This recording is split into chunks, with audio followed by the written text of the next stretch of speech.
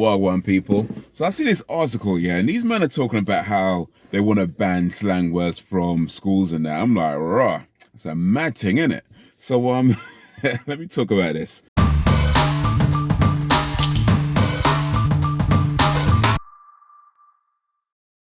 So let's see. There's this school, a London school that wants to ban slang words from, not articles. What I'm talking about, whatever slang words from, like reports. So you can use slang in the playground. You can use slang in, your regular, normal settings.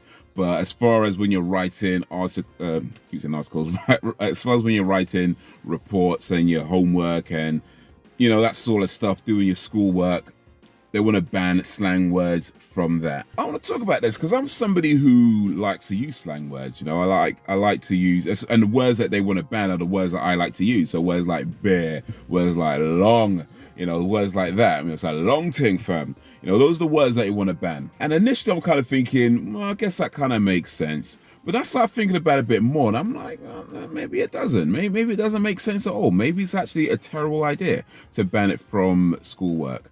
Now, when I was in school, we had our slang, and we used slang all the time in the playgrounds, and and talking and things like that.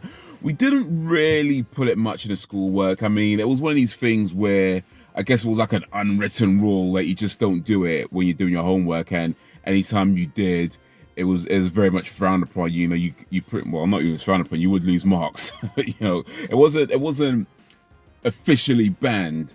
But yeah, if you spoke in any kind of colloquial terms in your schoolwork, you would lose marks for it. And it was kind of known, so most people didn't really do it.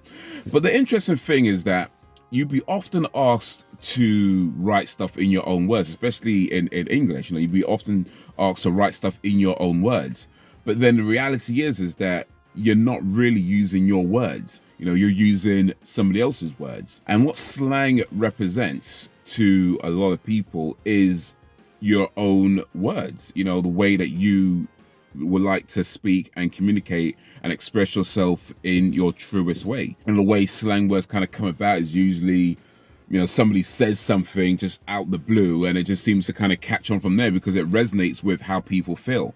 So these are our own words. When being asked to explain things in our own words, the slang words are our own words, and as such they shouldn't be just dismissed as if they don't count or they don't matter. I mean, look, I understand that there is a need for standardized English because slang terms in one community versus slang terms in another community could be completely different. And if you're moving around, once you get out of school and you go into uni, you go into workplaces, you're going to find different people from different parts of the country, maybe different parts of the world. Certain words just aren't going to translate so well, so not everyone's going to understand you. I feel like, I say we won't understand you. I feel like you can understand slang even if you haven't necessarily heard it before. Like, I feel like when you speak to somebody and they say certain words, you could generally understand what they mean, but every now and then you might find it be difficult to communicate if you're speaking solely in a slang from a particular region and they just don't understand that.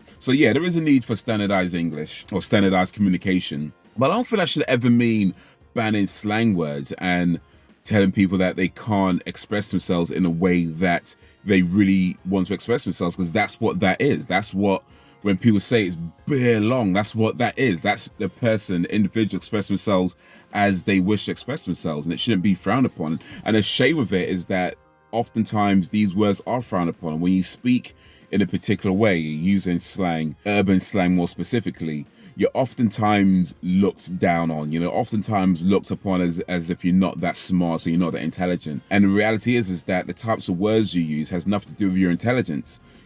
Some of the most intelligent people out there are using slang terms. That's you can see that, but it's just the way our society is, that we frown upon these things without any real just cause.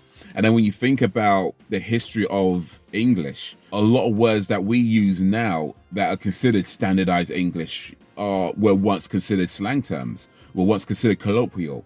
So the reality is that slang terminology, colloquialisms, have for a long time always informed the mainstream. It just feels like hypocritical to take something, take from something, and then once that thing becomes sort of standardized and mainstream, then to look back to where these things are coming from and say, no, you can't speak in that way. You have to speak in our way, and it just seems hypocritical to me. And you can read books where they use urban slangs. You can find movies. You can find plenty of songs that use that. So it's not like nobody knows it and nobody's going to understand you. So the idea that it can't be done, especially the reasons given that they want people to use more standardized English to have the best chance of success. It's like, well, really? I don't see that. I mean, first of all, success is what you make it, right? You define your own vision of success and what that looks like to you and what that entails. But if you're talking about, but even if you're talking about success in terms of money and that sort of thing, really, there's plenty of people making bank that talk slang. Plenty of people doing it. It's not even an uncommon thing. So it just feels like schools are so, or maybe not schools so much, but certainly school boards, maybe schools to an extent as well, but certainly school boards, but just so out of touch with the world in which they're trying to prepare students for. It's been like that. Like I said, it's not new. It's been like that. Schools have been out of touch with the world that they're trying to prepare people for, because it is constantly changing. It's ever changing. When you start school at age 11, secondary school at age 11, by the time you leave it, you're prepared for a world that hadn't existed since 10 years before you even went to school. And it's been like that. We can't keep hindering our own students, because the more you tell somebody that they are invalid, which is effectively what we're doing by telling you can't use these words and standardize, you're effectively telling people that you are invalid and the way you communicate is invalid. The more you do that, the more you hinder people. And I doubt that's the intention, to hinder people. At least I hope it isn't. But that's effectively what we're doing by saying that you can't speak or you can't use certain things when trying to express yourself. Especially when you're saying things like in the article I read about, trying to get people to express themselves in the best way possible. Like in that case, well, what is wrong with slang?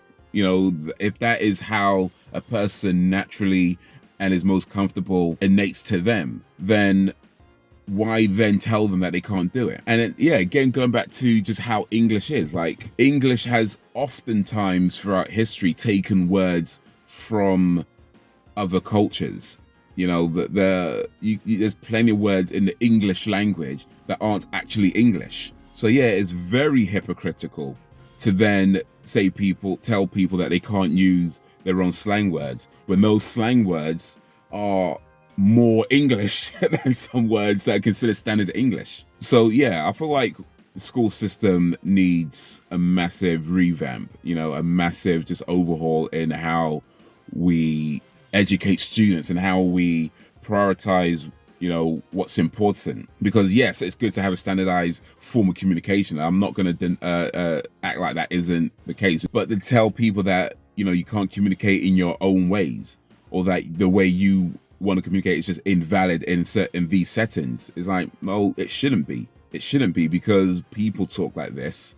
Lots of people talk like this. It's not an uncommon thing. It's just, I feel like there's a point where the school needs to accept that it is out of touch with what is actually going on, and then adapt. Certainly the teachers and examples needs to understand the people that they are teaching. But it's been like that. It's been a problem. It's time that's changed. So it shouldn't be discouraged in writing. I mean, yes, teach the standard stuff, of course, but don't discourage the slang, because that is how we speak. And one day, maybe 10, 15, 20 years from now, maybe words like bear and long and in it fam would be considered standard English, because slang has always informed the mainstream. It's always been like that, and it probably always will be like that. So rather than trying to act like just because these are the standard words now, don't forget where those words came from. Don't forget where these standard English words came from.